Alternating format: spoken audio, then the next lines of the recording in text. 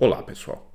Então, começaremos mais uma sequência de gravações de vídeo. Por isso que vocês me vão ver agora com essa camiseta azul por vários vídeos. Eu acho que até mais ou menos no final de junho, segundo os cálculos aqui. Mas vamos lá. Primeiro, falando que eu ainda estou aprendendo a mexer no OBS. Portanto, eu coloquei os logos aqui da Associação Buda Dharma, do Instituto Tomasiano e do Instituto Pramana, que são a associação e os institutos do qual eu faço parte como professor. Tá? É o Instituto Tomasiano, no caso, é um instituto de estudo acadêmico teológico católico, e o Instituto Pramana é um estudo foca no estudo acadêmico da teologia budista. A Associação Buda Dharma é a associação mãe, né, em que esses institutos estão. Por eu fazer parte do corpo docente desses institutos, as minhas opiniões acabam sendo opiniões, como posso dizer, que fazem parte do instituto. Representa toda a forma de pensar do instituto? Não, porque a nossa proposta justamente é o diálogo interreligioso, e o diálogo interreligioso, ele se propõe a ter divergências, afinal de contas, né? Senão seria um discurso único, uma narrativa única, e aí é complicado, mas é justamente os debates que faz parte do fundamento do budismo, né? da tradição budista, que traz inovações, traz adequações, traz desenvolvimento na forma de pensar, tanto nessas teologias quanto, como eu falei em outros vídeos, na própria construção do conhecimento, na educação. Pois bem, depois dessa abertura, então esses símbolos aqui, esses logos estarão aqui, tá? Porque eu estou gravando com o OBS justamente para não ter que editar os vídeos, porque eu não teria como, né, em questão de tempo mesmo assim, tá? Então eu já estou gravando direto, vai ficar aí até o final dessa sequência de vídeos. Pois bem, 2 minutos e meio já, falei bastante sobre isso, então vamos para o assunto. O tema, pelo que vocês viram, continua sendo disciplina, porque aqueles primeiros 5 vídeos, quando eu gravei, eu achei que já tinha abordado tudo, mas depois veio uma outra reflexão, uma outra questão em mente que é importante também falar, que é a relação entre disciplina e responsabilidade. Como assim disciplina e responsabilidade? Pois bem, o termo punição, né, normalmente ele já foi muito usado, mas para um pensamento mais principalmente educativo em relação ao resultado, o resultado social, né, das ações de contravenção, de ações, entre aspas, indisciplinadas, o mais correto, acredito, seria a questão de responsabilização, né, que isso já é muito falado. Então, é responsabilizar, ou seja, dar a responsabilidade para quem cometeu aquele ato. Então, acaba sendo ações de cunho educativo, né? Principalmente entre criança e adolescente, para quem já deu uma olhada no ECA. Tá? Tanto que o termo usado é... Nossa, agora fugiu. Tá, assim que eu lembrar do termo eu falo. Vai. É normal isso. Como vocês já devem ter visto nos outros vídeos, né? Mas então... A responsabilidade, quando nós pensamos em disciplina, nós pensamos nessa maneira, nós pensamos no trabalho com a responsabilidade, ou seja, ajudar a criança ou adolescente, o aluno em si, a desenvolver responsabilidade também sobre suas ações. Porém, muitas vezes, nós associamos essa responsabilidade com o tal do medo em relação à punição, que é um problema. Tá? Por que é um problema? Isso eu já me referi em vídeos anteriores, não vou repetir aqui, mas existe toda uma manutenção de uma estrutura que é excludente, uma estrutura que é violenta com determinados grupos, uma estrutura que não abrange certas diversidades. E diversidades que, se você analisar no ponto de vista ético, no ponto de vista, ou seja, né, no ponto de vista ético de relação entre pessoas, não tem um peso tão forte quanto se diz, né? Como assim? Não afeta a relação de uma forma que justifique a violência que é dada a determinados grupos?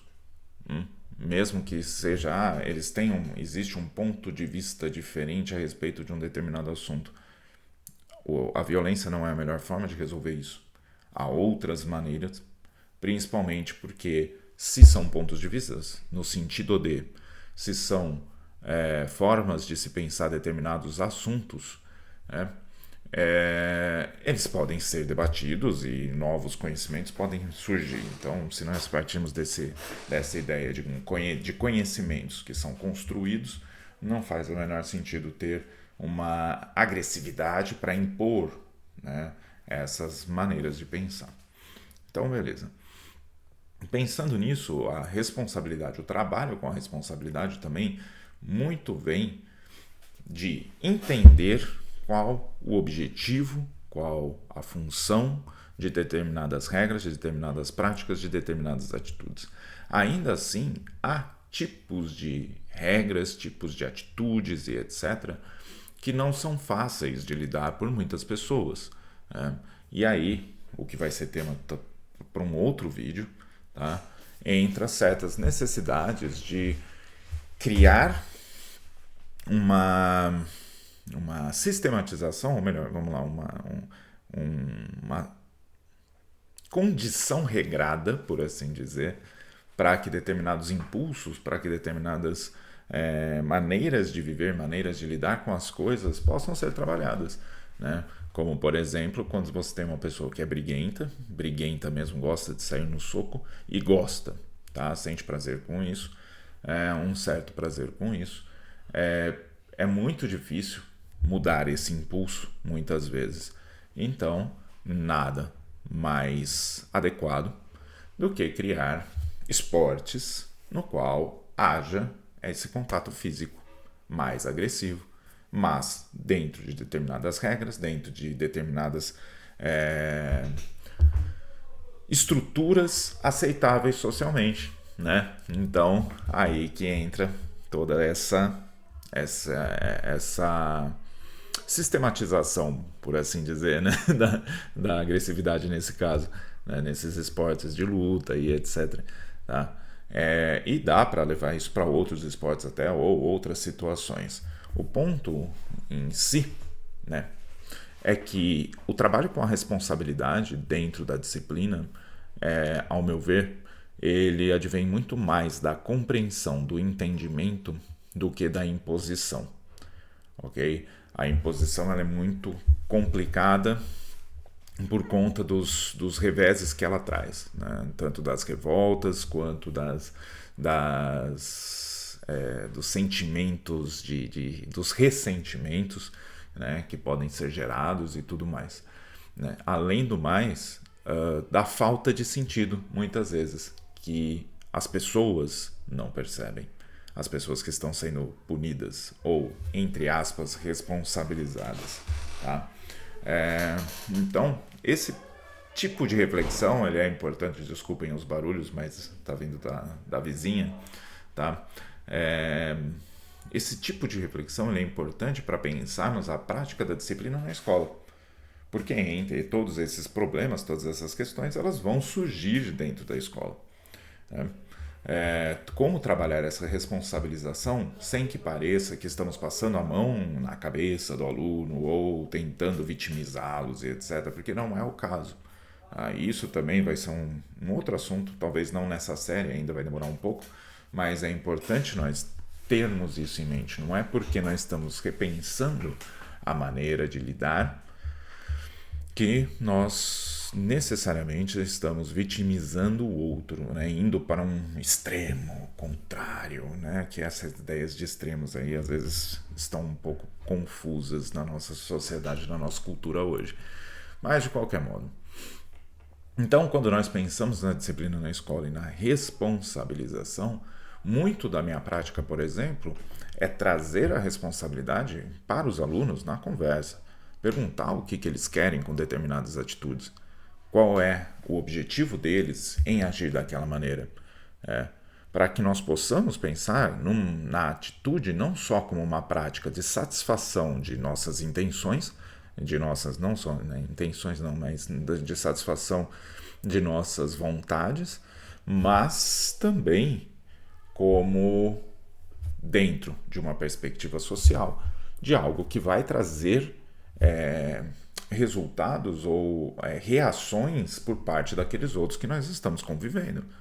E se a nossa vontade, ou até mesmo a nossa intenção, mesmo que nós não tenhamos pensado sobre ela, ela está de acordo com o tipo de resultado que vai trazer. Então, isso são reflexões que necessitam de conversa. Tá?